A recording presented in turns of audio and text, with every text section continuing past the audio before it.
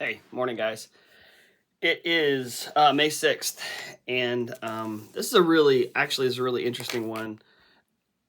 I I kind of argued with myself as I read through this which is kind of par for the course for me. It's on liberty, and I think I was arguing. It's really funny as I was reading the study, the Chambers comments. I was kind of making the point in my own head, and then Chambers would rebut it as I read down further. And so it's about liberty, liberty, liberty, liberty. The verse says this: "It is for freedom that Christ has set us free." It's interesting. There's repetition there. It's for freedom that Christ has set us free. It's almost it's back to the verse from yesterday where it says stand. Oh, it's the Galatians. It's the whole armor, Ephesians 6, whole armor of God, where it says stand. I think it's where the stand, and when you've done everything else, stand, stand, stand, stand. It says it like 3 or 4 times in a row. But it's for freedom that Christ has set us free. Stand firm then, again, it's here. And do not let yourselves be hindered or burdened, again, by a yoke of slavery.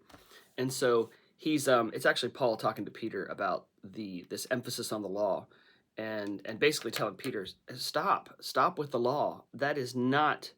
The um that is not the focus anymore. We are done with the law. Jesus has dissolved it, or fulfilled it is one word, but he also torn down. Like, the law is no longer what we live. We live under a yoke of liberty, if that even makes sense, a yoke of freedom. And I think it does, because um, I'll read a couple of Chambers comments here, but one of the things that we need to realize is that when we make disciples, we are as he says at the end. I'll read that first. Jesus said, "Go and make disciples, not to make converts to your opinions." So we are not called to convince people of anything. And even the first comment that he makes here, Chambers, it flies in the face of almost some of our thoughts, I think, and teachings today. It's square your life with the standards of Jesus, he says here in that first paragraph. We are not asked to believe the Bible, but to believe the one whom the Bible reveals. The blasphemy of the Holy Spirit is a rejection of the one who the Spirit comes to testify to. He testifies to Jesus, the Son of God. And Jesus glorified the Father, and the Father glorified him. And um, I sometimes we get so wrapped up in trying to convince people, convince, that convincing gets in the way of discipling. Follow me as I follow him, is what Paul says at one point. This middle paragraph, there's a long section of it that I really appreciated, probably because it really was a hard pill for me to swallow. Um, Sometimes the things that I appreciate most are the things that taste the worst. Never bind a yoke on others that is not placed by Jesus Christ. Not placed by Jesus Christ, by the way, on them. What he places on me might be different than the yoke he places on them.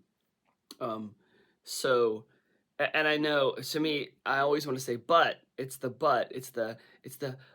really important that but it's really important that we teach that we teach um, all these things in the Bible. And it's true. Paul pointed out what he usually pointed out to people was their sin. He pointed out the things in them that was sin, because those were important. He was, listen, that's wrong. That's sin. He did it to the Corinthian church, and he exhorts them, Paul, again and again, to love each other, to support each other, the things that how they should love each other, and he points out sin.